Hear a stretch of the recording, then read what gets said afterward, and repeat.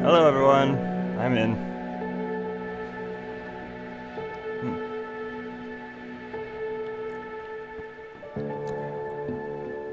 Look Chris, sorry I belong to the widescreen master race. Alright. I didn't realize that was such an issue for all these games. Quote unquote.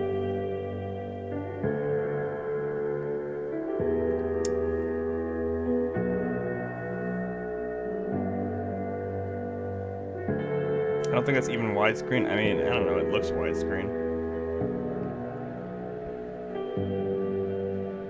Imagine not just using a rather nice laptop and nothing else. No! It's not PC gaming. You're not PC gaming on a laptop. How dare you? Imagine raising a child in a world where they have to play games on an integrated graphics card. Ugh, the thought alone makes me sick.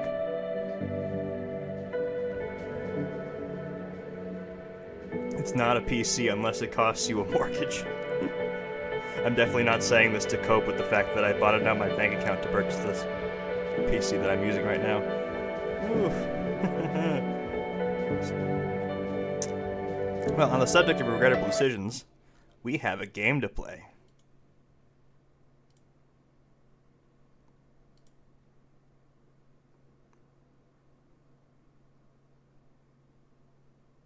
Yeah, 16 by 9 is widescreen. Yeah, it's just sub 1080p. Yeah. So it's not fancy widescreen.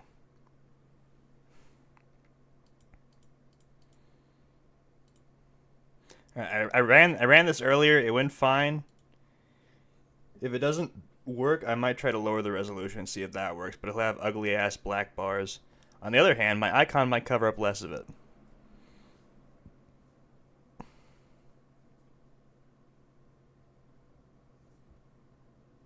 Now, please let me know if this is actually, if you're actually seeing it. Okay, I can see it in there. Oh wait, it's not adjusted properly. Oh crap. Why is that happening? No, don't move me. Now. Let's not be irrational. There we go.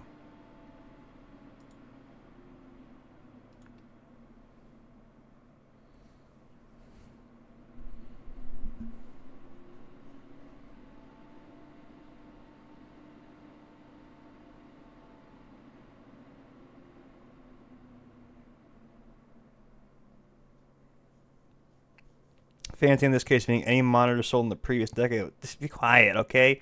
I had a better monitor, but it fell off the desk and broke. So I had to make do with what I could get. Do not insult my monitor. My monitor is good. It has no flaws whatsoever. Alright, we're good. We're in. We are back, baby. We are so back. Hobocop on the case. Hang on.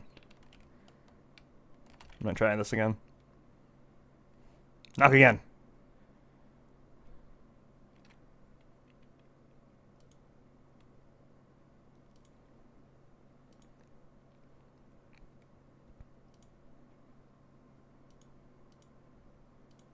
Okay, I can't do anything right now. Alright. It's flawless because it's free. I mean, it wasn't free to the person who gave it to me as a gift, but yeah.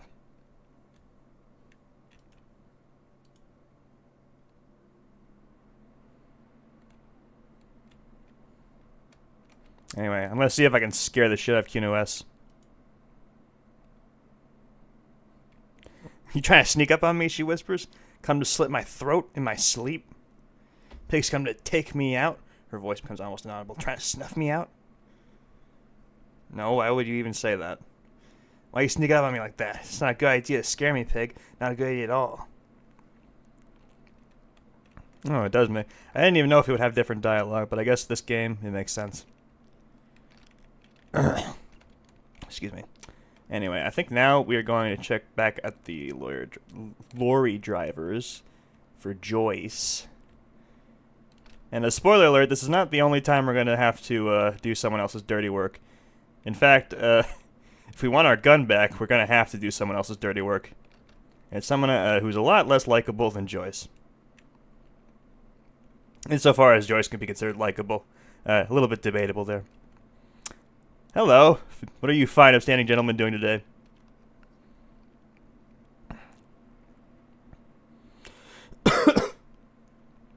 Have you no shame, the man says to his partner, whining about your back every time you bring up the measuring tape? Renee, you're a man with a fork and a world of soup. Please, let's try to enjoy the game, alright? The other one is eating a big sandwich. Trying to, but you keep breaking my concentration. You're old, I can see that. We're both old. Now stop grabbing your ass like it's a girl. These manly men are playing balls. This is a ball game. Grab a ball and play it. Don't ask questions. Shoot first, ask questions never. Sandwich fog. Shouldn't I ask what game it is first? No, you got this. There's the ball, you're the game.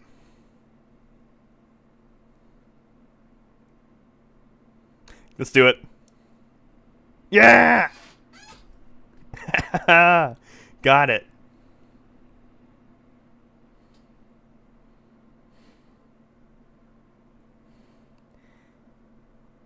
You are immediately surprised by the ball's lack of weight. No matter, you'll make it work. God, this is right. You feel the familiar tremble of excitement and adrenaline that precedes every victory. Time is frozen. Feel the ball. The cold metal ball is surprisingly smooth against your neck. There's a pattern on it, probably a sponsored ball. Yours would only be covered with bumps of learning and scars of victory. Already your muscles are adjusting to the weight. Your nerve system is calibrating until you and the ball have merged into a single entity. The man ball is ready. Surroundings. Chilly breeze ruffles your hair as you stand there, feet firmly planted. All sounds, smells, even the wind. Everything fades until the only thing left is the union of man and ball. There's time for a last glance inward. Who am I? An embodiment of pure motion. A fine-tuned locomotor running at maximum efficiency. Behold the fear and confusion reflecting in the eyes of the two feeble geezers. They are in awe of your superiority. You're a god to them. Some would say you're still a cop, but I guess we're beyond that now. The inertia can be contained no more than a bullet leaving a gun. Let go. Be the bullet. Kobe. Oh! Sick. Did I win? Merde! The old soldier yells in outrage. Bordel de merde! What the hell is your problem? Task failed successfully. I'm a god of track and field. Why would I have a problem with anything? I don't care if you're a cop. You do not just ruin someone's game. It's so goddamn disrespectful. Oh, okay, we didn't win. A man his age getting worked up like that? Better watch the blood pressure.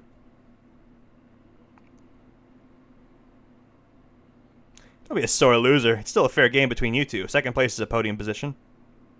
You vandalized our game, son. He tries to calm himself. You can't play petanque with 5 bulls. Petanque? Yes, petanque. That is completed awfully. I love how even if you pass the check there, you actually still fail it. That's pretty funny. Hold on. Yes, petanque, the man says, raising his voice again. You ruined our petanque game. We want our boule back. Take it easy, Renee. The jolly one tries to defuse the situation. I get tongue-tied the worst times. This is just a misunderstanding, isn't it, officer? No harm done. Of course there's harm done, you orange slug. The heel of his cavalry boot slams on the ground. You owe us a goddamn boulet. Okay, I'll try to fix this. Good, he nods. Mistakes are forgiven when men at least try to fix their wrongs. I believe you will try. Now why'd you approach us? Do you know anything about the man hanged in the backyard of the Whirling Rags? Unfortunately, I don't, he shrugs. Unlike most of the locals, I have no qualms about assisting law enforcement, but this affair has passed by me completely. And most of the locals, in Martinez, which actually is the correct pronunciation, at least according to the voice acting, because everyone pronounced it that way, apparently, the union is the law, so can you really blame them? But you don't have a problem with cops. Cop is a pejorative term. I don't have a problem with policemen. On the contrary, I admire the effort to bring order to our streets. So again, you don't know anything? If I knew, I would not be afraid to tell you. I simply don't. I am an old man, not a coward. The daily business of the riffraff no longer concerns me. This is a man with a lot of past, but little present and almost no future. You seem to be playing in a crater. Yes, the man nods. The terrain here provides an interesting variety for a familiar game. Does that have anything to do with all the bullet holes I've been seeing around? Yes, he replies with a reluctant nod. It was left by heavy artillery fire. Heavy artillery fire, you say? That's the best kind of artillery fire. Very interesting. Okay, it's a crater left by artillery fire, but why? Why what? Why was heavy artillery used? Because that's what happens when communards hijack your country, execute your supreme leadership, and turn your capital into a slaughterhouse. Use heavy ordnance to clean up your home. Wait, who are the communards again? Commies, communists, socialists, anarchists. Call them what you like. They just chose the name to feel special. The carabiner frowns. Senseless sentimentality. Did you use artillery fire against them? Sadly, no. It was the foreigners who brought them to their knees. We fought valiantly, too valiantly. So valiantly we got licked, he adds, squeezing a boule in his fist. Should have fought dirty, like they did with their suicide sex cult propaganda and mad anarchist women strapped to shrapnel bombs. We didn't, though. They lacked caliber. God bless him, but the suzerain's cannons simply weren't big enough. I love how he's virtue signaling about how much he loves cops, but having nothing to actually say. Yeah, he's like literally the least helpful person I talked to. The guy named racist lorry driver had more to say than this guy did. So.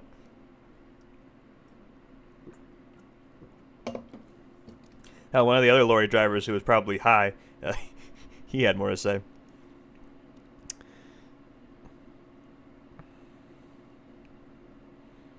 Why shell them here in Martinez? Because this place is the damn beachhead, he says, pointing up to the bay. Had to soften up the commies up first. The beachhead? Yes, he nods, inspecting you with some disdain. The military-coordinated amphibious landing. Take back Ravajol. Martinez was used as one of the 3 footholds in Ravachol during... Ooh, I'm losing my grip. During Operation Deathblow in 08. The other 2 are off in Stella Maria in the Delta. He points to the northeast. Nod thoughtfully and turn to look. Deathblow sounds grim. This here is Blood Ground, where the Coalition boots first made landfall and cleaned those rabid dogs out. Most likely, he says, looking down at the soil, we're playing petanque on their mangled corpses. Blood Ground, the other one shakes his head. You got old Rene going on there. Looks like he isn't angry enough already. Hold on, the Coalition?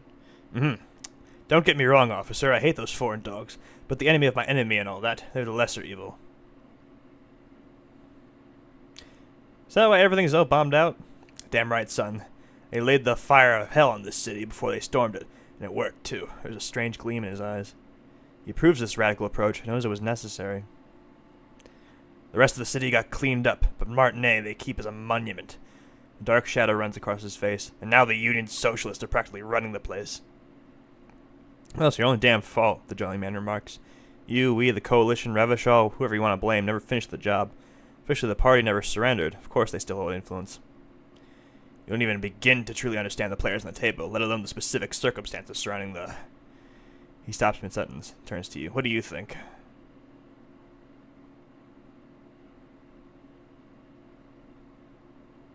Commies just don't understand how money works. Yes! That's the indirect forms of taxation thought we just got in the last stream. Gives me money every time I act like a capitalist shill. Pretty cool. No, they don't, but I'm sorry it had to be the Coalition. After 8 years of fighting rabid commies, boiling cats for food, and drinking piss in the mountains. He takes a deep breath.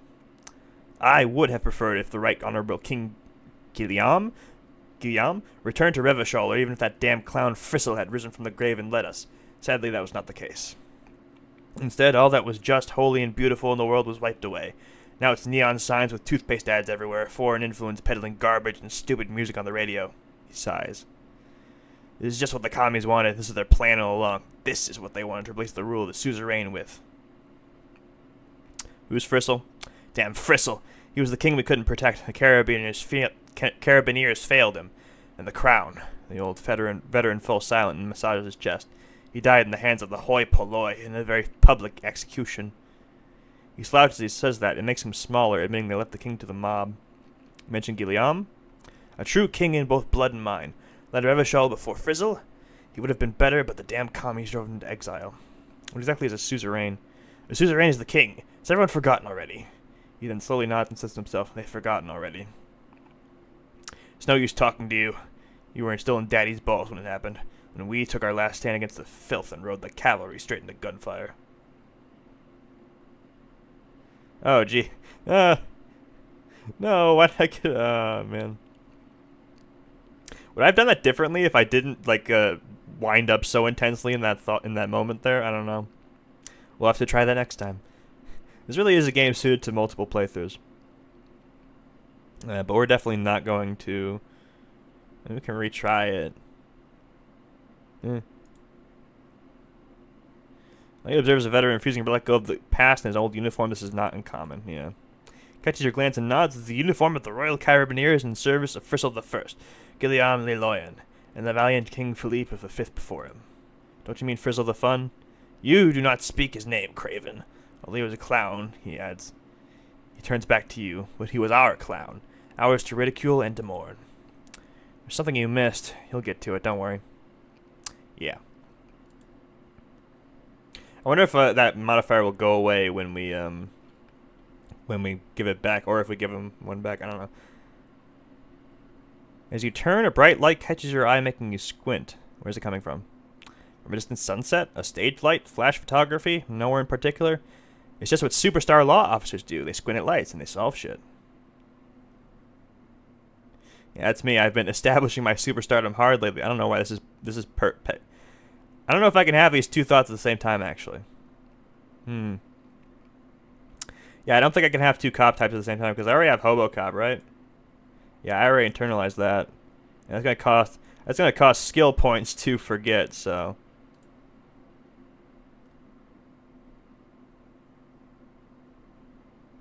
I am close to leveling up, though. What do I want to level up next? I want to get physical instrument high. I want to get to 6. Because I want to pass a certain check. Just try it. Alright. Yeah, that's me. I've been establishing my superstardom hard lately. Yeah, you have. You're a big dick cop. Dick Mullen. Salam, Rocky, bye. Badass on the edge disco cop. Time to recede to a ludicrous fantasy world. Here we go. Lights, camera. Wait, what's that about a ludicrous fantasy world? Yeah, you know, beneath it is just heartbreak, a pulmonary tract infection, an atherosclerotic disease. This is very see action, reconceptualize all that. Reinvented as the world's first celebrity police officer. This is the beginning of your your legend. Fuck it, action. With a sudden flash, the world freezes around you, and you along with it in an iconic monochrome solution, a black silhouette against the rasterized orange world. It's on. Alright, what is this? Oh, you can. But it debuffs your logic? No. I'm gonna research this thought later. I'm not gonna internalize this like right now. But yeah. I guess we can have two cop types at the same time. That's cool. I've really outdone myself. He takes a bite out of his sandwich. This is divine. Yes, that's what you need, Gaston. More patting on that fat ass of yours. I hope your heart gives out. Renee, it's the little pleasures. Life doesn't need to be a struggle. Hello, officer. He turns to you. How might I be of assistance on this fine day? What do you know about the dead man? Let me think. He looks at the clouds wistfully.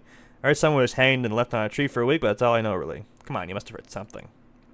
No, officers, I'm sorry, and I really would like to assist, he adds, smiling apologetically. You're both good guys, I can see that. And help them, you wimp. Reproach fills his eyes. You rub plenty of shoulder with the gauche caviar in the Union. Someone must know something. I wish I could, but I just don't know anything. His cheeks turn red. I always keep my nose clean and don't gossip. Everyone knows and respects that. Respects? The old carabiner can't believe what he's hearing. Sounds a bit like you're holding back. I'm not, he assures you. I'm not even anyone. Of course he's holding back. The carabiner crosses his arm. His mouth is so full of Union prick he can't even speak properly. Can I at least finish my fucking sentence before you piss on it? Is that okay, Renee? His eyes are furious. I'm not anyone important in the Union. I just know Everard. How do you know Everard? Everyone at Martinez knows the Clare brothers. Now I have to re-unlearn that. He says solemnly. I taught these boys human studies and history in the gymnasium. What do you know about history? The carabineer snaps aghast and never witnessed history, only heard about it years later when it had already moved on. You don't know history. The old soldier mumbles something under his breath and turns to face the sea. There he stands, proud, rigid, and alone, like a cracking marble statue. Ooh. Doing that voice for Renee is actually hell on my throat. I'm trying to stop doing it so much. Let's try not to get caught in the Lieutenant Lowe's voice crossfire. Lest we leave riddled with bullet holes. This animosity is ancient. That's all for now. I'm gonna put a cork on that. I'm not gonna ask him for a sandwich. That's a good sandwich. He deserves it. Okay, but I do want to go back to the lorry drivers.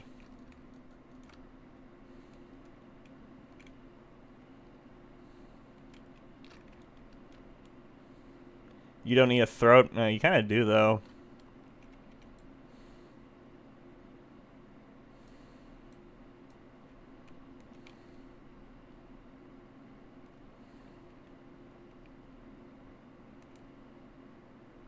That's a very nice auto pathing there. I just held down the entire time and he navigated across that.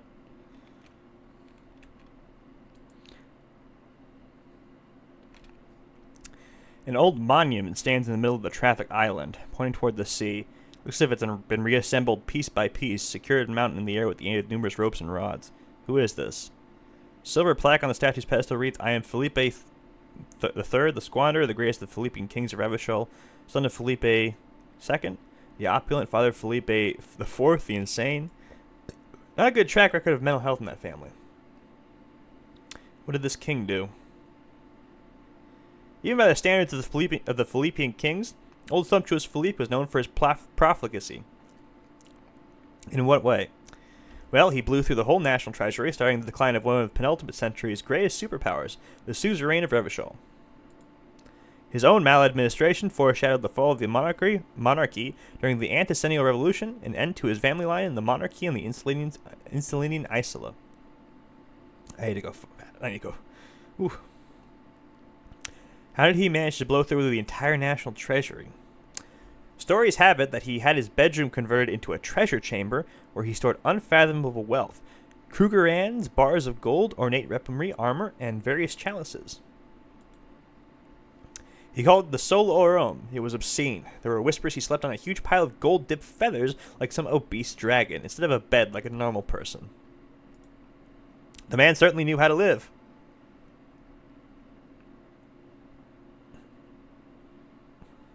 I would like to sleep on gold, hustler style. But wait, you haven't even heard about his fabled cocaine addiction. The what now? You see, old Felipe wasn't just good at squandering the national treasury on gold and ceremonial weaponry. He was also a prodigious snorter of nose candy. Now, this ain't nose candy, though. We're talking royal Philippian blow, allegedly twice as potent as the stuff you find nowadays, and purple Philippian cocaine. And purple. Philippian cocaine was purple. What is nose candy? Cocaine. This is a lot to process. His Majesty's courtiers said it helped him connect with the higher realms. So he was addicted to nose candy, a bloated druggie? That's what the revolutionaries said 150 years later, right before they emptied out the royal mausoleum and dumped His Majesty's mortal remains in the Insulindian Bay. I keep talking too fast. Okay, where is he buried now? Beneath the cold waters of the Insulindian Bay, thrown there by the revolutionaries after they cleaned out the royal mausoleum. That was redundant. A group of marble plurins still surrounds the king's vandalized tomb. A deathly cold wind sweeps up candy wrappers and old newspapers. What happened to the statue? The original was blown apart by communards, then further damaged during the landing of coalition's airships during the turn of the century revolution, when Martinez was leveled. Most historians think the coalition's hasty landing may have ultimately saved the statue. If the communards had more time, they would have reduced it to even finer pieces. Who restored the monument? Some years ago, a group of liberal, artistically designed individuals, designers mostly, thought it would be ironic to restore the statues of the most wasteful ruler of Revachol in the poorest part of the city. The statue is supposed to capture the moment it is blown apart, like an instant frozen in time. A rare butterfly, trapped in amber, floating in a sea of... shit. That's brilliant. So funny and nihilistic. Preach for the free market for 9 times. Oh, man. I got an achievement. Hold on. Hang on. I have to get the name again. Baddest hustler in the neoliberal hood. Preach free market for 9 times. Cool. Excellent. I don't know why that's considered free market, but hey, I'll take the money. I have $14 now. Holy shit. When did I get so much money?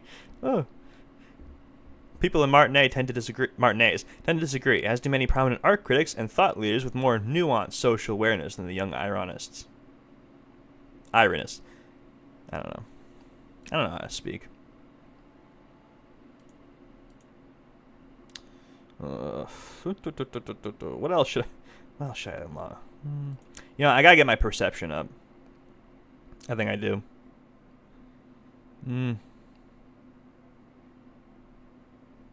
Because I can keep leveling this up a bunch. But I need to get this up. I'll do this. Or... I'm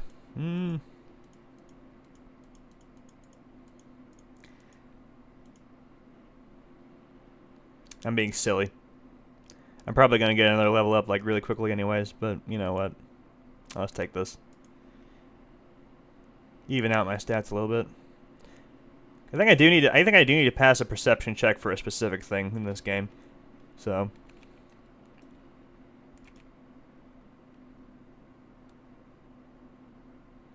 Ooh. Ooh. Well. Hey, I don't even have to look at it on my person. It just makes me not have a shirt under my suit jacket, which is fine. And also I need to put these on because this. Oh, yes. Yeah, the pockets of these new jeans are perfect for sticking your hand into. It makes it look cool, calm, and collected. As your hand enters the pocket, your fingers brush against something soft yet crinkly. Take the item out. Hey, it's a chewing gum wrapper. Reminds you of the fruity juice of apricots. You should inspect it closer if you have the time. Something about the texture is familiar.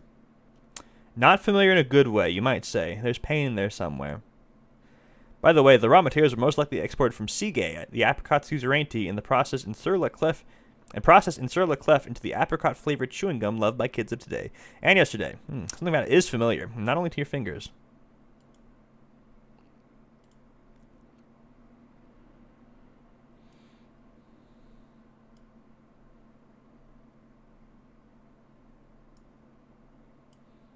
Put those pants back on. Oh boy, let's touch this. Let's touch this completely innocuous chewing gum wrapper. A crinkled chewing gum wrapper. The worn label reads Tutti Frutti. It smells faintly of apricots with a barely noticeable twinge of cinnamon. That sounds terrible. You feel compelled to point out that there's nothing fruity about cinnamon. It's a spice derived from tree bark. Oh god, is my encyclopedia too high now? It's giving me useless trivia. Cinnamon's not a fruit. Can you use wrapper shrug? It seems like that's what the wrapper is doing somehow.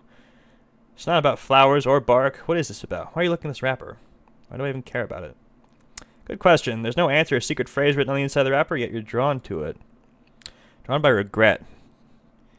Stop before you hurt yourself with the Tutti Frutti wrapper. Throw it away, please. I'll hang on to it. Carefully fold the wrapper to square before putting it back in your pocket. Lovingly, even. Despite the strange feeling of regret. Yeah, I'm sure that didn't do anything bad. Actually, I should probably poke this again. Browse the white papers. They're not exactly white. They're yellowed in patches by sunlight and alcohol and covered in dense blue handwriting. Ink escapes into the watercolor patterns, reaching its tendrils across entire pages. The paper itself is checkered with faint red lines, forming short paragraphs. Once in a while, there's a red stamp that exclaims, "Case files commit to paper." The case files themselves are plenty. You count more than 100 sodden, crumpled up, earmarked pages falling apart. Just so you know, this burns a lot of time. Yeah, I know. I'm just going to do it one at a time for now. Falling apart in your hands. They appear to be sufficiently organized and extremely dense and mostly legible. You know what? I should probably... Yeah, I'm going to do this, and I'll probably... I think at nighttime stops pretty much. But most NPCs become not interactable. So I think I could probably do it then, unless I can't do it then. I don't know. We'll see. Work, strife, poverty, the Jamrock Quarter. These are handwritten logs of investigations dating back to January 51 this year. This exact number is hard to estimate due to the missing pages and an odd naming convention, but there are at least 20, maybe 30 cases undertaken, not completed, mind you.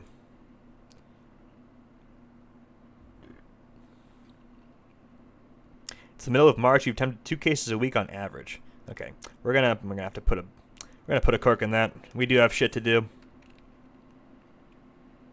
and I don't have nearly enough money, so.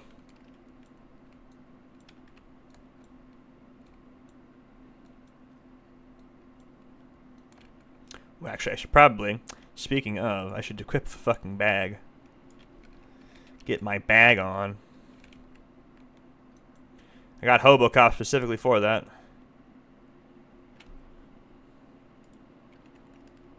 Yeah, it's just racist lorry driver's machine. Can't vandalize it, so what's the point? I can't talk to this guy.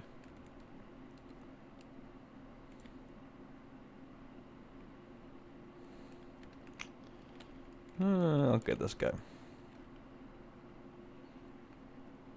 Bastards! We have a right to work, the man yells towards the harbor gates. His voice the loudest of the lot, oddly screechy for a man of his size. I am the law.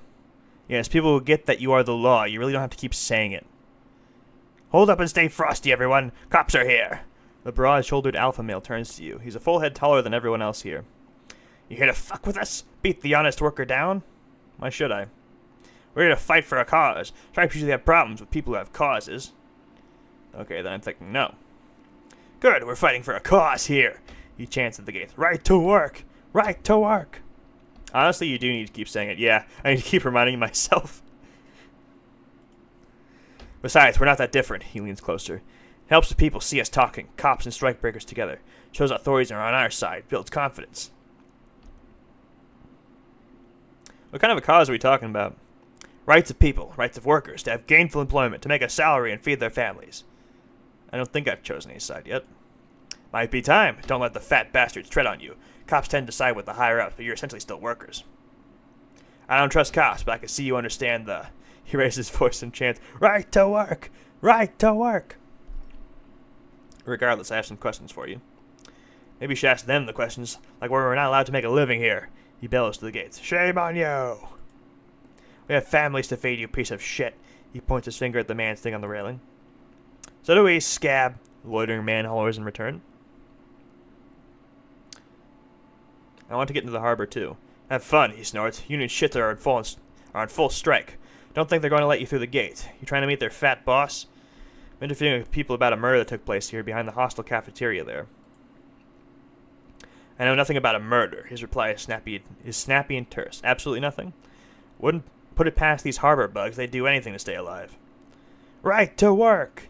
He again shakes his large fist and turns back to you. Shameful. Cops doing nothing. You should bring backup. Open the gates for us. Block any gainful employment for workers is a crime. This isn't really my area of... You know what? Sure, why not? Why not? I see numerous reasons not to pick a side in this local matter. Pity. Actually, you know what? This really isn't my area of expertise. We're not picking a side in this just yet, sir. Who are all these strikebreakers? Honest men and women with rights to work, to be useful, not toys for corporate interests. The man runs a hand through his steadily graying military haircut. We came here to help the harbor run smoothly in time of crisis. If union fucks don't want to work, they ought to let those in who do want to work. I have a question. The lieutenant looks him in the eye. Why do all these men follow your leadership? You think they follow me because I'm big and loud? Yes. No, they follow the rules of the market, the rules of the economy, because they were given a job to do. Ooh, now those are words I understand. What exactly is your goal here? We were promised work. He points to the gates. We'd be in there working if the bastards had shut the gates. Are you unable to breach the entrance? Main gate's locked. Would take heavy ordnance to bust it open. Could try to get in through the secretary's office. Points up the stairs. Door's locked. The guard's blocking the way to the access panel. I don't mean the scrawny mesk punk either. Points to the dock worker idling on the staircase. I mean head measure or whatever his name he is. Head measure? Huge Seminese guy standing up there in the overhead passage won't let anyone by. The access panel's right behind him. How bad could one guy be? You seem capable. Bad, the man glares at you. Standing on a narrow bridge, he's got a strategically advantageous position. and he's trained. I don't know how the Union has a trained killer up there, but that one's no joke, and my men are tired and hungry. They're workers, not fighters. Have you considered storming in, like all of you? Why don't you go arrest them instead? I'm sure they've done plenty of criminal shit. They have that look. It'd be better for the neighborhood if you went home, at least for now if you can't get in anyway. No, they'll give up eventually, or get drunk. Leave the button unguarded, then we charge. The man rubs his jaw, a perfect lightly bearded square wedge. Ooh, what is a strike? Yeah, I was gonna do that last. I felt like it would have been an option that would have gotten me a bad modifier on some kind of check or later. So I'm like paranoid about that, so I saved the stupidest options for last. When a bunch of ungrateful, lazy cockroaches can't get their act together, they had to block honest work for other people. He shifts uncomfortably in his workers' overalls. What do the strikers want? Beats me. They mumble nonsense about boardrooms and workers' right. Well, we have the right to work. I cannot do this man's yelly voice for long. When the man moves around, he perceives some serious abs underneath his tight-fitting shirt. This man is in shape. There's something odd in the way he carries himself. His set of clothing looks vaguely mismatched. His different pieces of the attire seem ill-fitting. Ill-fitting, what does that mean? His shirt is far too small and an unpleasantly tight fit, while the overalls, held up by a belt, seem to fit a man with much more corpulence. You wearing new clothes? He ignores your question, choosing instead to turn to the emaciated workers, raising both fists in the air. The clothes are obviously not his. You've been talking to him for quite a while now. Something is off with this guy. Ask him where he's from. Okay, I gotta ask. Where exactly are you from? What's it to you?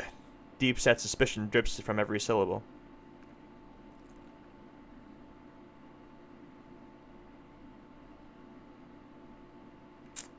I can probably retry this. Thought you looked real familiar for a second there. No, I don't think we've met before. His eyes narrow with mistrust. I came to help out the people. Already got that. I'm interested in your background. We're all workers, right? Workers stick together. Came from the eminent domain in Jamrock. Backgrounds and odd jobs. Heavy lifting, cargo hauling, bouncer work. I know the drill.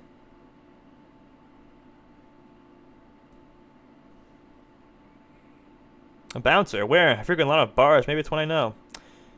Worked at Territorial. Ring a bell?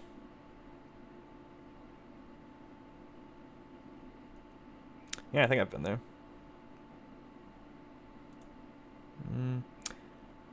Routine, part of the investigation. Okay, it's just the same thing.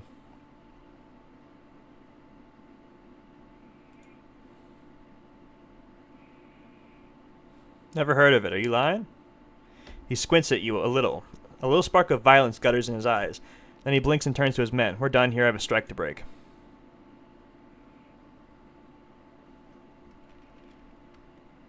Alright, well, I don't know if I got the option, but I did get immersed in that conversation, even though I stumbled a lot. Just gonna walk on past you. Ooh. Scab? Asked a man with jolly eyes, tilting his head. What did he just call you? A fag? Oh no, not this again. You just got away from that fucking kid.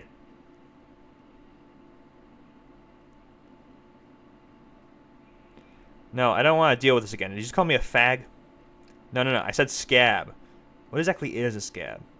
Kind of worm, content with mere survival. They come, they want to do our job for shittier pay. Screwing over both themselves and us. Everybody loses. Where do they all come from? Beats me. Somewhere in the ground, I think. You don't seem to like them much. Gotta be bloody stupid or freaking evil to scab. Or I guess scared, maybe. Scared of what? Of who? Looks at the mask, squinting at his eyes as if trying to ascertain what they're scared of. Personally, I'd rather beg than scab. The gentleman shouting on the street came begging. Maybe they have gotten something. It's better than begging, come on. Sometimes you gotta do what you gotta do, he nods knowingly. But these scabs ain't begging, they ain't holding on to their integrity. I'm not a scab, I'm a cop. Nah, I was just messing with you. His smile deepens his wrinkles even more. No one's ever seen his cop scab. Imagine you cops going on a strike, but then another cop comes in and says, let us cop for less money. Chuckles, then realizes. Speaking of, what brings the RCM here, to the wild north? Come to see the strife? Come to Martinet, and Ney is investing a murder. A murder, huh? Sounds like a lot of hard work. You never see me investigating a murder.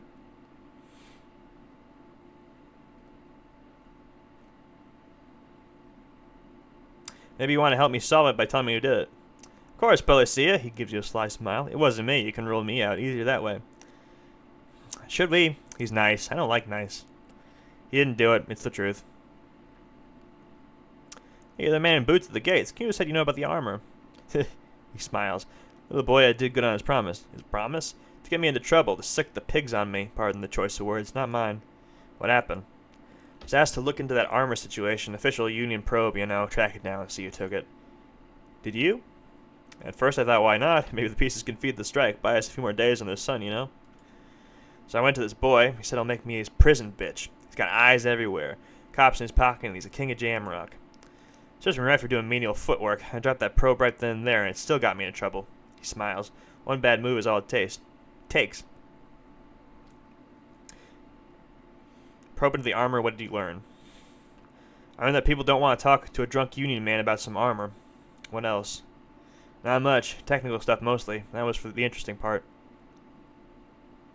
So Kino uses to what? What sort of technical stuff? I did some research into this armadura. Let's say I have friends at the library. He explains with a wry smile. I didn't get into the material science, just how it comes off. How does it comes off? No, I'm getting congested. In parts. 4 in total. The helmet was the first to go. The kid says he tore it off and kicked it into the sea. I believe him. The boots were still on the guy last I saw. Too hard to remove. Still on there. So, as I count, there are 2 parts missing. The gauntlet and the cuirass. This is where I left off. Too much hassle. More like a job for some ELYSIUM. 4 pieces. Helmet, cuirass, gauntlets, boots. What about the leggings? Oh, they're just gone. They don't exist anymore. If they ever did at all. He gives you a jolly shrug. Forget about them. I did. I'm ambitious. I'm going to find all of it. All the pieces. All of it? The lieutenant raises his brow. There are junior officers out there eager to prove themselves. I would leave some for them, but okay, let's find all of it. A Masquise epic, then? All across Martinez. He glances south where the canal runs. I hope it will be a real bonanza for you. So Kino uses to what? Scare you? It's a minor nuisance. It's all good. He contemplates taking a swig from his flask. He thinks not yet. Better to get his business out of the way. Sweeter then. Thank you for the cooperation, sir. No problem. He finally takes a swig from the flask. If you see that kid, thank him for calling me Banana. Thank him for showing me the way.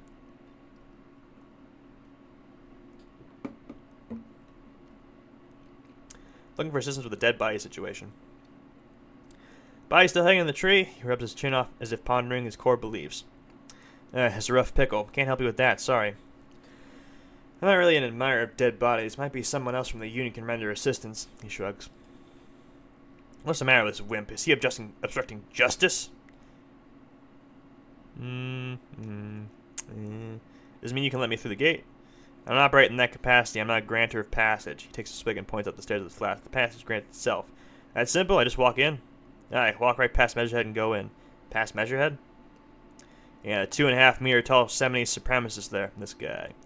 He points to the bridge above the gates. Walk right past him. And then press the button to unlock the door. Then go past him again. And you enter the harbor through the office. Esta. For some reason, it doesn't seem like it's going to be that easy. Don't worry, I'm sure it's not completely impossible. For example, you could best Measurehead in a physical confrontation. Or you could convert to a 70s supremacist worldview, or he strokes his mustache. Maybe it actually is completely impossible. Has anyone here ever bested him in a physical confrontation? Not yet, no. He fixes his eye on you, evaluating your prowess. He's incredibly strong. Nothing a couple of solid hooks from Dexter and Sinister won't fix. Does any of the scabs try converting to his worldview? Jean-Luc himself would say the philosophy has proven overly heroic for the scabs to convert to. Not enough intuition. Got it, another thing. Sure, the man whistles a jaunty tune, the wind rustling his whiskers. What's the strike about anyway? Serious business, he smiles. I'm sure the big boss will be glad to tell you. You have to ask him first. He's a chatty guy, wants to talk about the strike. Return once you've met the union boss and are better footed with the organization. Okay. Bit short on money right now. Can you give me some of it? Sure thing, my friend. I can help you out. He flips a coin. Hand-eye court. Ooh, come on. I got it. Appreciate it. Nice. Always glad to help out the RCM. Shame I can't do more. Things are meager at the moment. He nods towards the protesters. The winter's fat is slowly running out and all. Still better than scabbing, though. Gotta spend money to make money. Yeah, he lost me there, Honcho, but it's okay as long as you're not a sorry-ass scab. Looks at them in disbelief. Nice talk. Gotta get moving.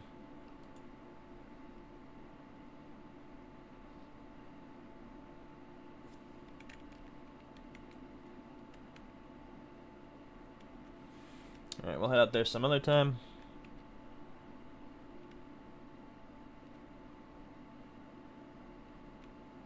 Is there anyone else out here? Oh, yeah.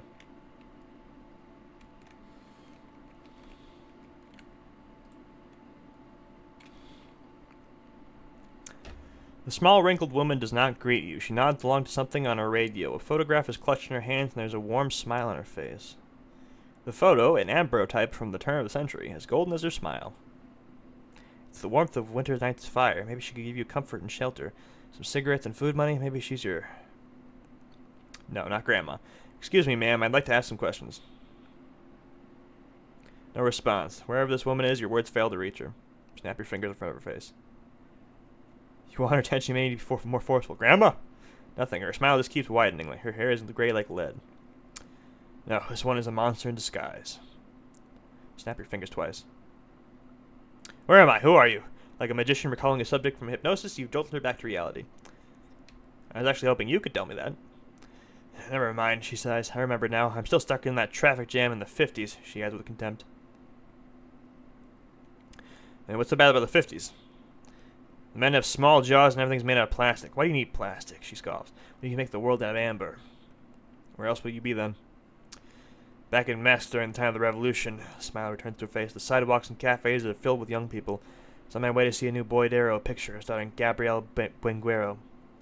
Till you came along, that is. Look, she gives you as accusatory. Who? This is Gabrielle Benguero. She shows you the photograph in the lavish amber frame. Take a look. A strikingly handsome man looks straight at you, his head crowned in a wide-brimmed hat. His hair is dark as an oil slick, and his jaw is the most perfectly chiseled thing you've ever seen. This man's got a hold over her. Even 50 years later, you can feel it.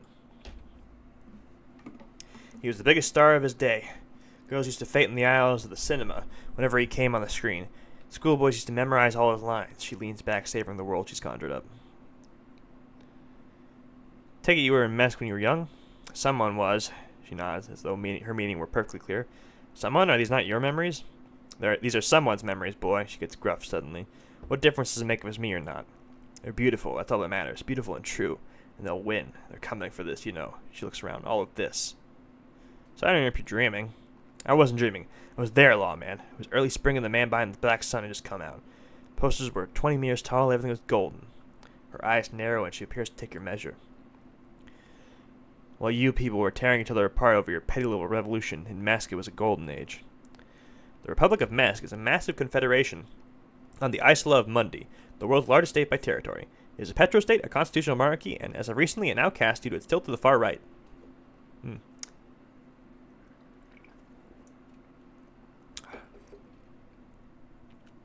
Right, I have some other questions for you. Police questions. Why not, Zuraif? It's not like I have anything better to do in this hellhole. She settles back against the railing of her motor lorry. Behind her, mountains of memorabilia, photos, and knickknacks line the dashboard. What are you hauling? Diamonds. Diamonds, really? Of course not, she says, grinning, but wouldn't it be marvelous if I was? Okay, what are you really hauling? She shrugs. Every stupid thing they put in the lorry, I imagine. So you don't know what you're hauling in your own lorry? I quit concerning myself with that a long time ago. She smiles a careless smile. Besides, I don't drive the lorry for the cargo, if you know what I mean. She says that as if something narcotic is the real reason. What if the cargo is contraband? Then it's contraband, lawman. What, you want to take an old woman in? Be my guest. Lock me away like Bad Hand Herman Gildo. Bad man Herman Gildo's bad hand strangled 300 people. What can I say? Some people just really like strangling people. Some people just really like strangling people. I am losing it. Oh, I need a cough drop. So much reading.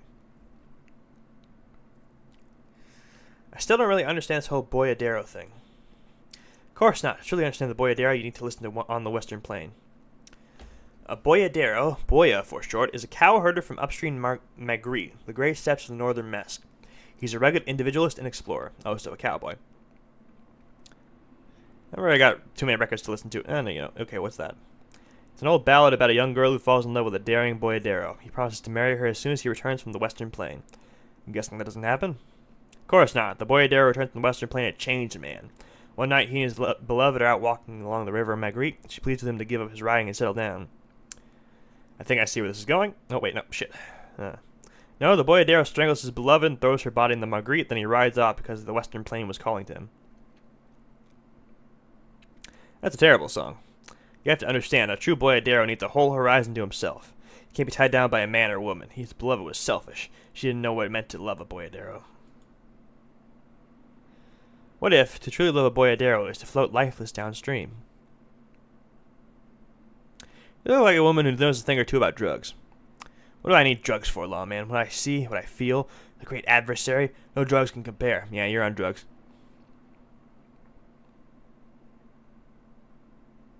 That's not really what I was getting at. Then what were you getting at? This line of questioning is going nowhere, try harder. What is it that you're hauling exactly? Your May, lawman, what part of it? Okay, let me put this another way. Are you smuggling drugs through Terminal B? Her shoulder bones crack as she shrugs. Maybe, probably not. Makes no difference to me either way. You said earlier you don't know what cargo you're hauling. Could it be drugs? Just this month I made half a dozen trips from Sierra Mazira to Grad on the U41A. What do you think they take from Sierra Mazira to Grad, drugman? I don't know. That's why I'm asking you. It's diamonds, lawman. Obviously, she grins. Damn this. Make her answer.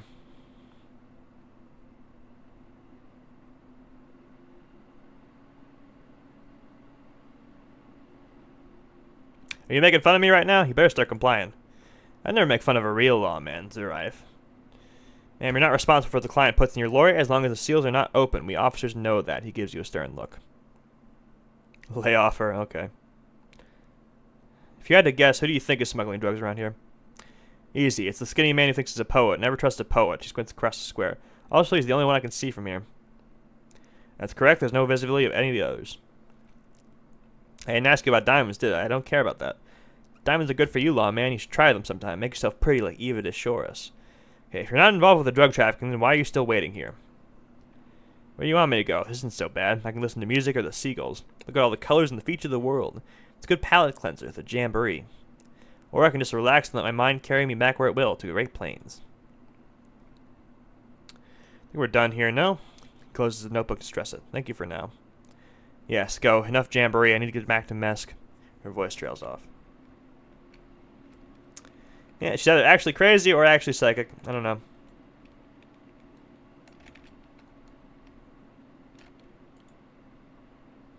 Okay.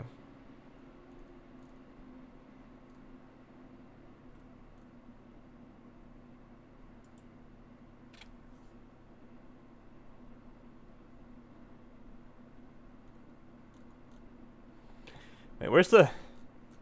Did I finish the task?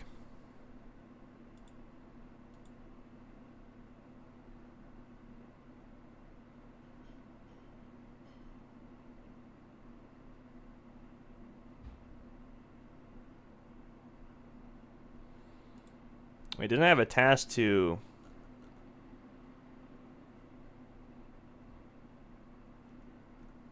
Didn't I literally have a task to... talk to all of them from Joyce? Did I not take that? Yeah, whatever.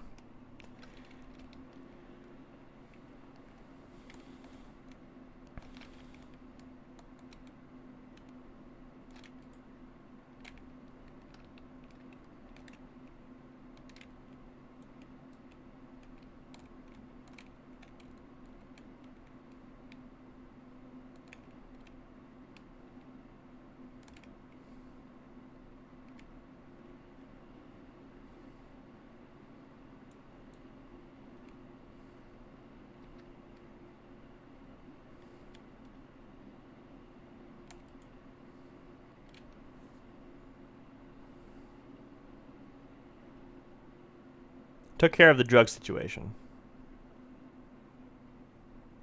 Alright, so you got Kino's kilo. He rubs his hand together. Here's how you do it. First, you give Kino Kilo's kilo, and Kino gives you half back.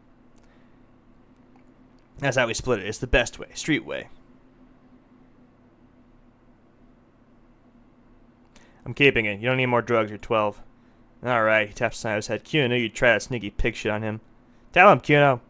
Kuno's got brains. This shit doesn't surprise Kuno. He squints at you. So Kuno's gonna give you one more chance. No, this pig shit is major. Major fucking choice, pig. Kuno won't take this shit lightly. The pieces are moving, pig. This is fucking domino shit. Oh, shit. This is... Ooh.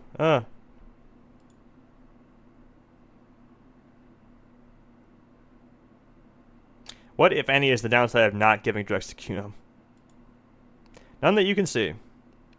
No, you can see it. This young man has junior officer material in him, in another life where he trusts you. Shit. Oh, yeah. There's the bit where you can become your... Ah, shit. Hold on. Yeah, it's far back.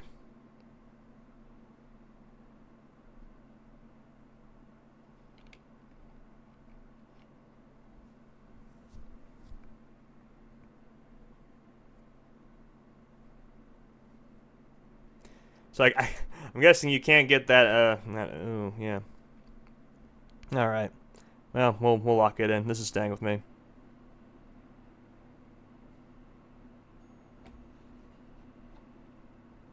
All right. He throws his hands up in the air. You fucked the Kuno.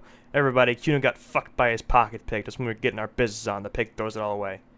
Told you can't be trusted. I told you. Little rat repeats 6 or 7 times. I told you he'd steal the shit. Relax, see, we got plenty of Kilo. Kilo underground in the tree. This ain't about that. He turns to you. This is about you and Kuno. You mismanaged this shit. Now everything is fucked between us. How are you gonna make this up to Kuno, huh? I looked around there. It's not the easy life you got going on in that apartment. What do you know about Kuno's life? Kuno's got plans. Get the fuck out of here. Yeah, we got plans. 6 meters underground below piping from before the war. The collapsed remains of the Martinet storm drain system. Martinets. There are 2 stolen flashlights with piles of batteries next to them, besides 2 bedrolls in the dark and opening into the lower tunnels. Kuno, I met your dad. Yeah, how the fuck you still alive, pig? Killed your dad, Kuno. Oh, no, we're not saying that.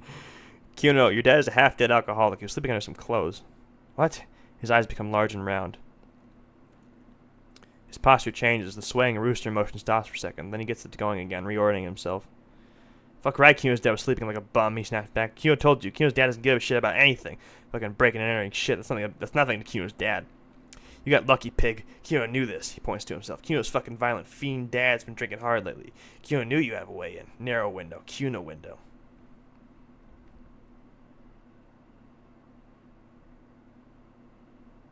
Whatever scary thing he might have been, now he's nothing. Yeah, Kuno's dad is fucking nothing. He pushes on bravely. Fucking coma shit. Stroke shit. Kuno's dad is so fucking violent he's had a stroke many times. Shit. Kuno's gonna have one too. Maybe just like Kuno's dad. Speed shit. Crime shit. Fucking on the bed. Kuno's gonna go out like Kuno's dad. Revachol West style. I'm staying on this dad shit, Kuno. The whisper becomes smaller than usual.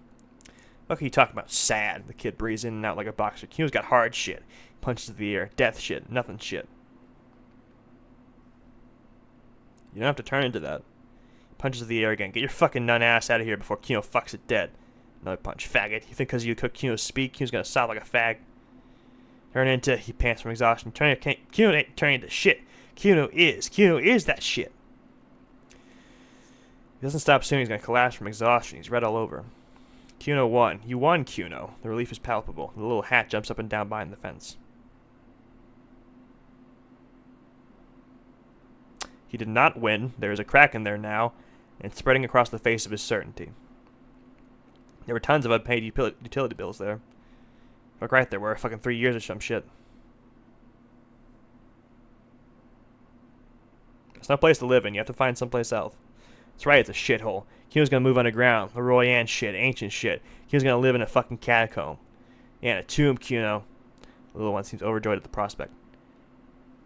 I did right not to give you the drugs. Let's conclude this.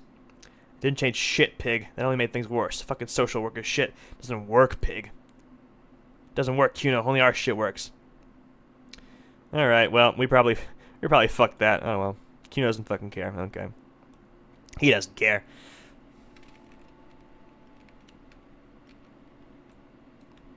Poor Kuno. The fuck is that? Hold on.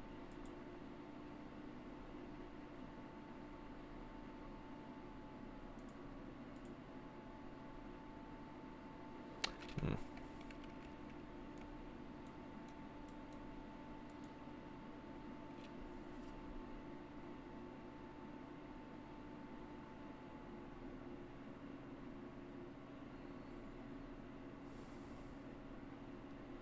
Let's see where this takes us.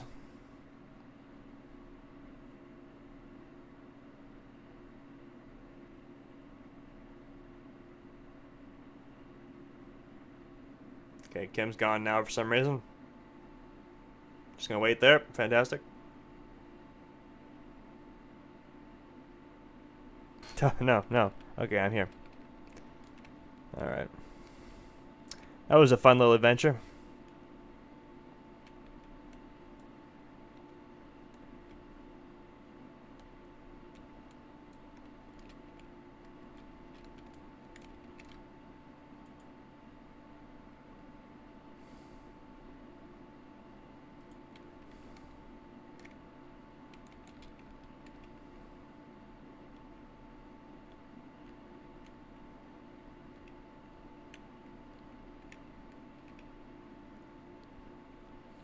I should probably just not told him about it.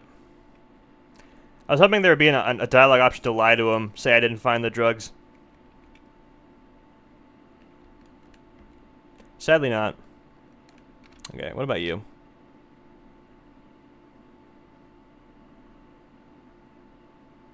Spoke with the lorryman at the roundabout. What? Who? Where?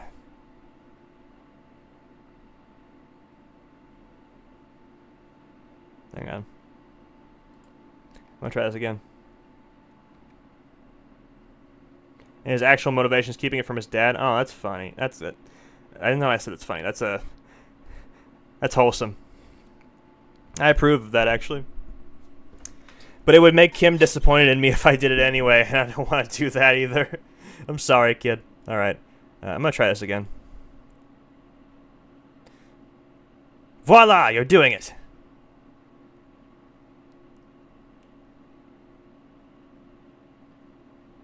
Really put your back into it. Yell from the top of your lungs. Money! I'm sorry, I couldn't hear you. You chuckled to yourself. The wind is a bit strong. Can you repeat that? I need money. How much money? I need 130 riel. That's a good sum. Not too small, not fantastically large. She reaches into her raincoat and pulls out a zip bag. Like you see paper notes arranged. In it, you see paper notes arranged like black gills. Oh shit. Well then. I could have just done that the whole time. I didn't need to do that whole thing? Okay, great. Okay, well that's us covered for day one. Fantastic.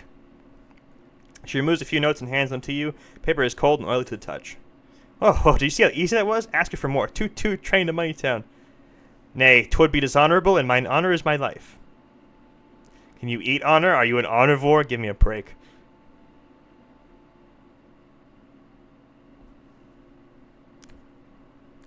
Make sure you pay it off ASAP.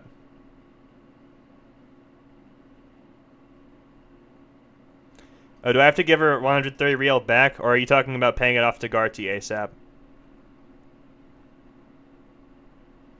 I hope I didn't just bribe you, officer. It may not be technically illegal under the Emergency Act, but still. You bribed me, alright. I'm your little peon now. No.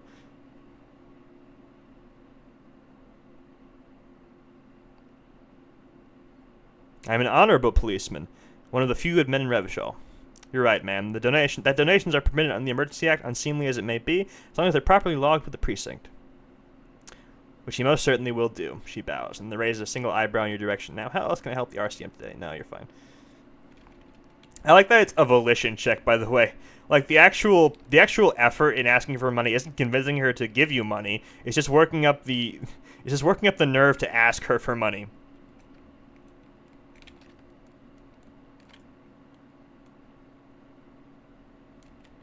Hang on. I'm gonna get back up there. There's bottles up there. There's bootles.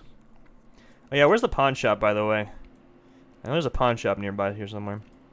Or is that like on day 3 or some shit?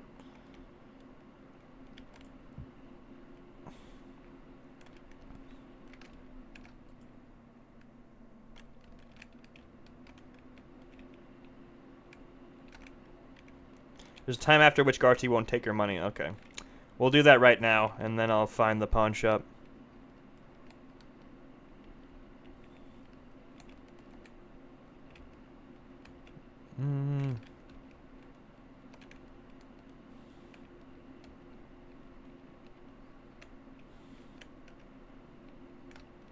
I wish sprint was a toggle. I hate keeping my finger on the sprint key all awkward like this.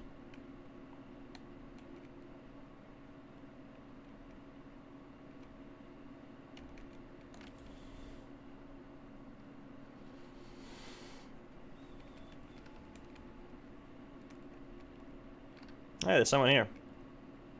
There's a lot of people here, actually. Nobody I can talk to, though.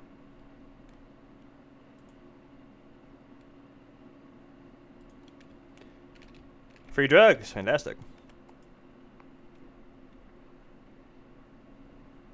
About that money I owe. Yes, have you got it? I have your money. I hope you choke on it. Here it is. Sorry for the trouble. Great. Thank you, officer. That's all I wanted. Payment for services rendered. He's not sorry about his behavior for your sake. Now that you have money, he really wants you to make sure you're not angry with him. He's not sorry about his behavior for your sake. Now that you have money, he really wants you to make sure you're not angry with him. It's good that you paid before 21 or your door would have been locked electronically. He taps his foot against the metal box installed in the back of the bar counter. Please pay for each night in advance, starting tomorrow. 20 real per night. Okay, we've already got a head start on that. That's good. I'll take a room here, too. He opens his wallet. Of course. He takes the money and hands him a key ring. Always happy to have our officers from the RCM as guests. Anything else I can do for you? No. Alright, well, that solves that.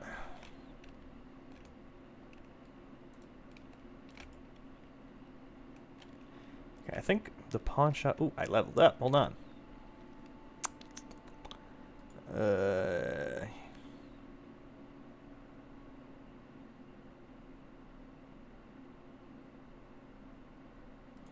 want to get empathy back up. Hold on. Yeah, get that back up to 4.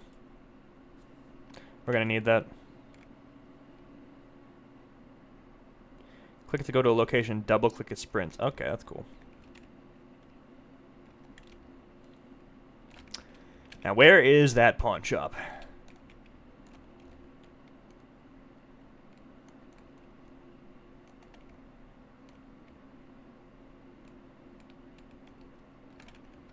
It's not the free.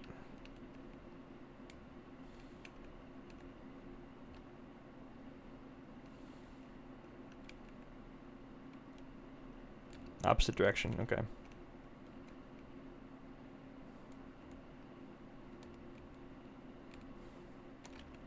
Yeah, but then it just goes up here. Just follow the road, okay.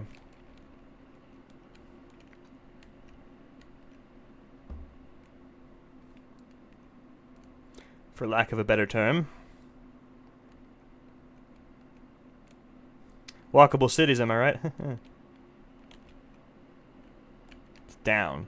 Oh, down? Okay.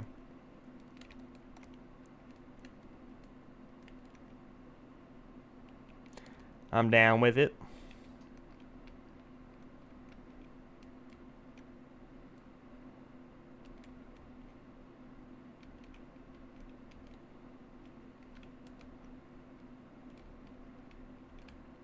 Oh, wait. I think I misinterpreted your directions. You know what? I'll just look it up myself. Hold on.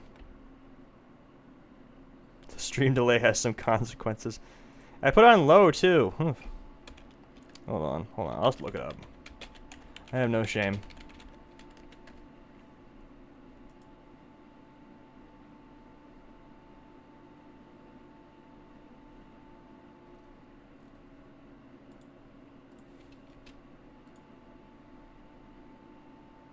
South of the hostel near the water lock. Okay, I gotcha. So go south of the whirling. That's how you get to it.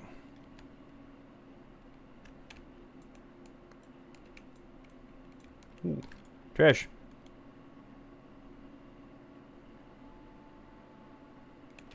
This post-lay Aventurier mail collection box has been heavily vandalized with graffiti. A closer inspection reveals 2 bullet holes in the front. Good mail delivery box. Pat the box. Yay! The box seems happy.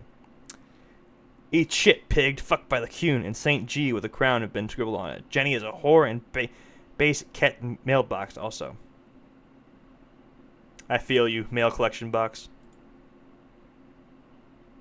The mail collection box seems cathartic, thankful even. So do you. You shudder, then you swallow. Then suddenly you see it. Over all the other graffitos someone has, using the tip of a very sharp knife, cut the words Revachol forever. Leave.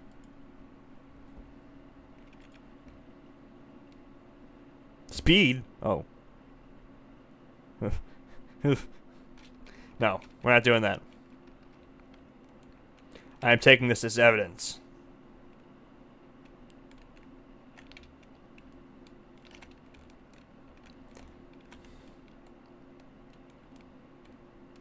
Ah, follow the road. Now what I mean. Now I know what you mean. Follow the road. Okay. Ah, yeah. Whole other set of circumstances down here. I gotcha. Ooh, a dumpster. Fingerless glue. Ooh, nice. Sell the speed to the punch. Can you do that? Does that have a consequence? Is that bad?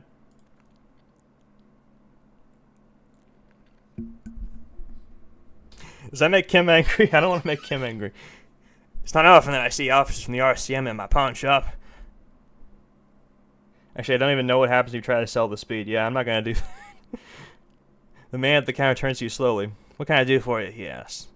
His courtesy is not insincere, but he prefers being alone with his projector, just watching the movement of light across the walls of the shop. Sorry, I feel like I'm interrupting you. Oh, no, not at all. He flashed a smile. I guess I haven't had many customers lately, RCM or otherwise. Who are your customers usually? All kinds of people come through here. Locals, travelers, people looking for a deal, people looking for a keepsake, people who are terminally bored. As you can see, I have a wide selection of goods for everyone to choose from. Quite the collection indeed.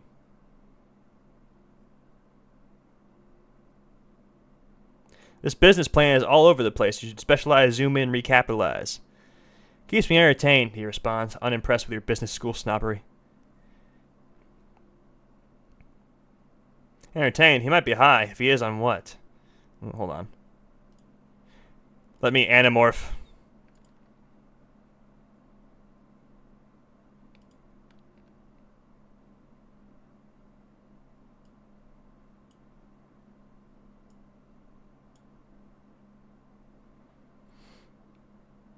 I wish I could wear 2 pairs of pants. Okay. Oh, yeah, baby. Is Roy high? And if yes, then what is he on? Feeling warm and enthralled by the movement of light while the mind continues to race forward. Lucky bastard. He's probably on pyrroliodon. I'm just going to call it pyrroliodon. It is tough to come by on the street. Pyrroliodon, what's that? A drug developed by the military to treat and prevent radiation sickness. It has psychedelic side effects. And it makes your eyes turn yellow. Sir, could you take off your sunglasses? I'd like to check your eyes. Why on earth? He staggers away from the glass, but quickly recomposes himself. These are prescription. I can't really see without him. There's a note of indignation in his voice. Interesting.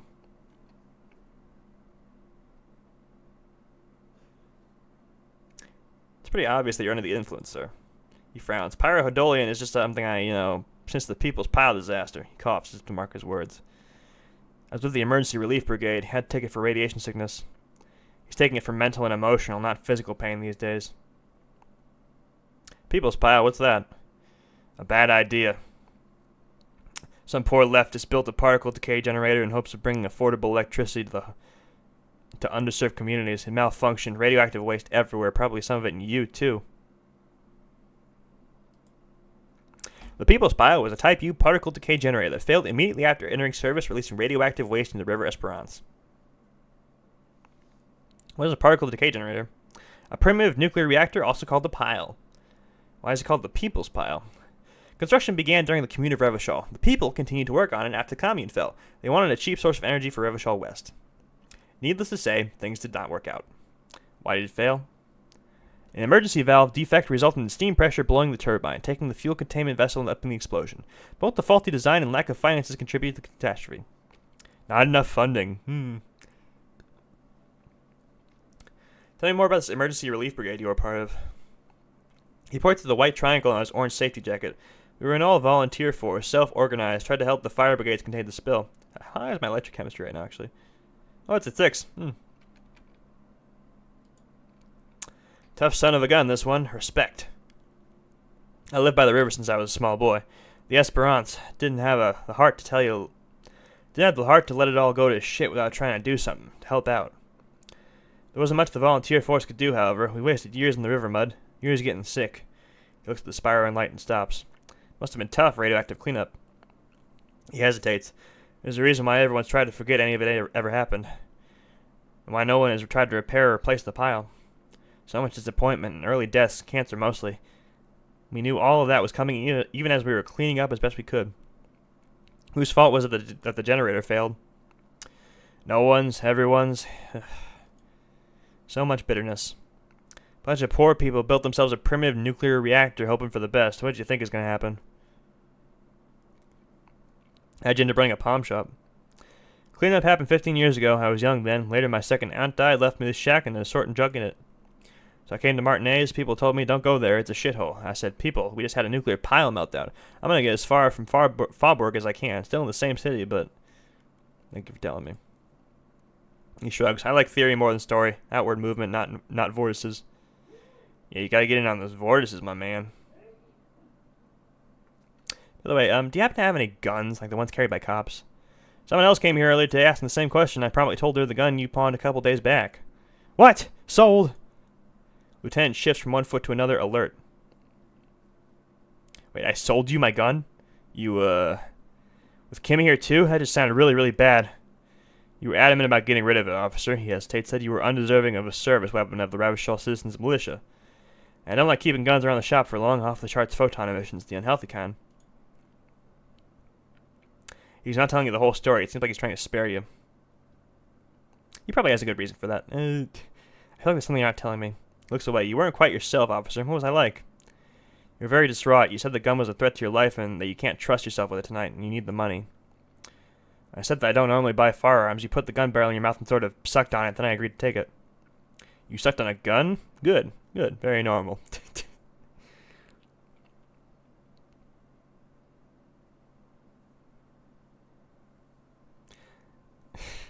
You know, no. No. I'm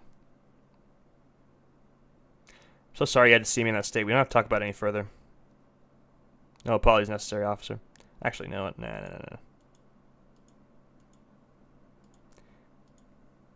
Can't resist it. I really should have killed myself. Maybe I still will one of these days. Light swirls in his face and glasses. He doesn't know what to say. Was the buyer a policeman too? She didn't seem like a policeman, although she kept referring to herself as a pig, which was odd. Found her interest in the gun a bit obsessive, but I was happy to get rid of it, and of her. Truth be told, she was terrifying. Alright, so let me get this right, the Lieutenant turns to you. You sold your sidearm, issued by a citizen's militia, and now a civilian is running around in the streets of Martinez with it. Miraculously, his face does not reveal what's happening inside.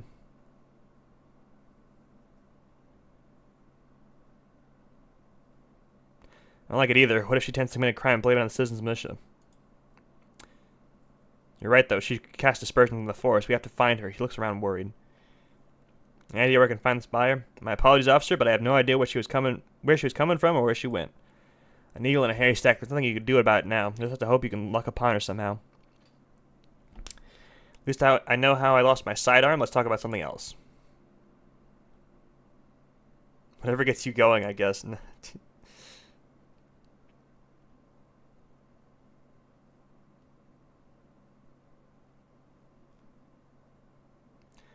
There's something I'd like to sell.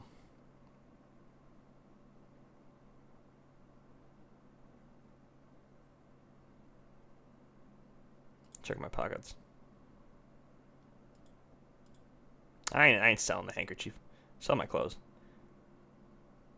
I'm purchasing any more clothing at the moment. He looks you up and down quickly. Suddenly, his gaze fixed on your tie. He stepped back from the glass, and especially that tie. It swallows photons around it. I have no need for necrotic objects. Your mother is a necrotic object. I'm fun. Look at me sparkle in the light protector. Oh, you can't sell the gear? Okay. Yeah, just this. Fantastic. I'm not selling that. But it'll get us so close to what we need. No, I'm not doing it. Don't think I sell. You might be able to aid in our investigation. I doubt it, but I can try to answer any questions you may have. Know anything about the recent hanging? I do my best to keep my distance from all manner of butchery. Bad for business, bad for everyone.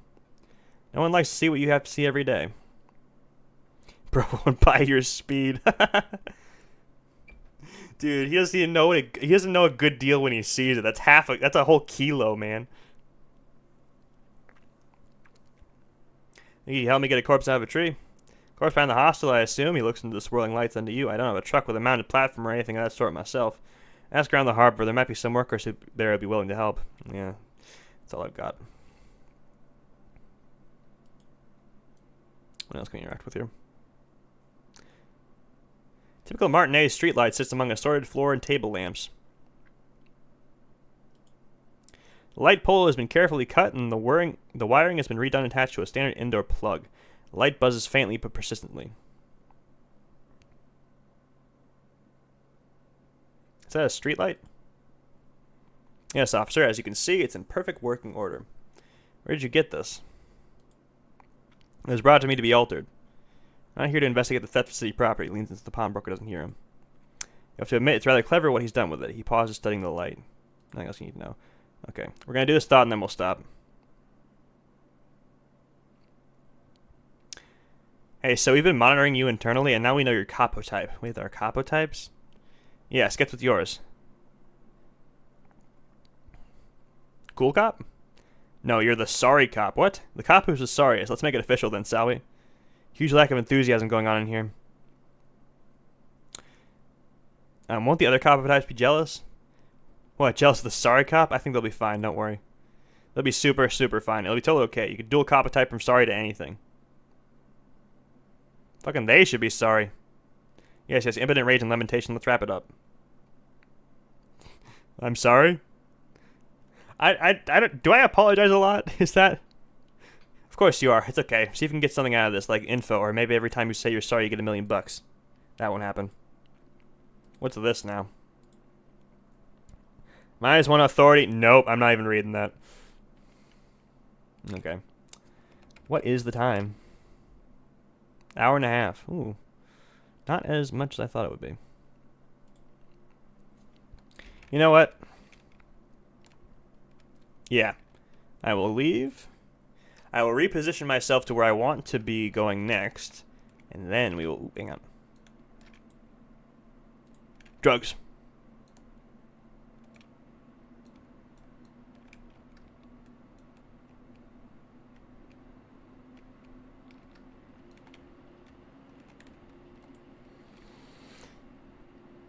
No, don't get distracted. I don't know why I clicked on that. Don't get distracted. Las drogas.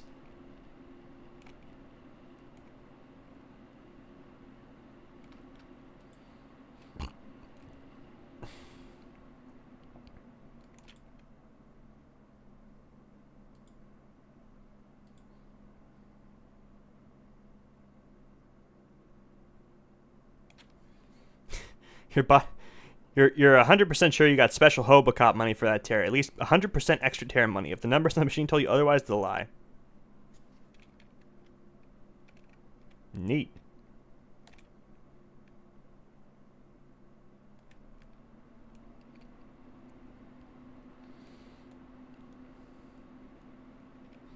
Alright, if I have to, I will sell that, that handkerchief, because I'm like $2 away from what I need for day 2. And day 2 is the clincher. If we can't get $20 by day 2, we're going to get a game over.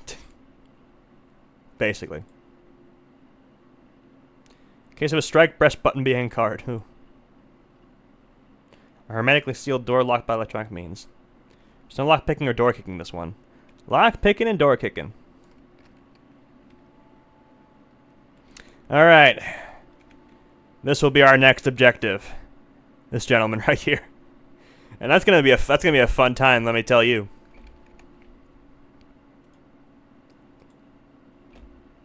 Okay, racist lorry driver was casual racist.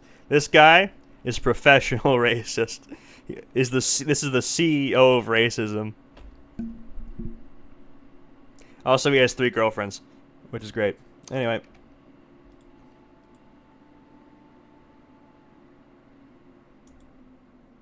Good for him.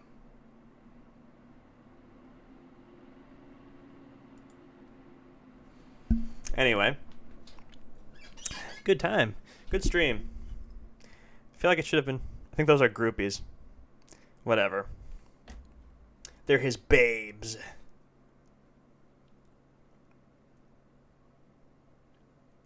Anyway, glad you could make it. Good night. God bless. Something else.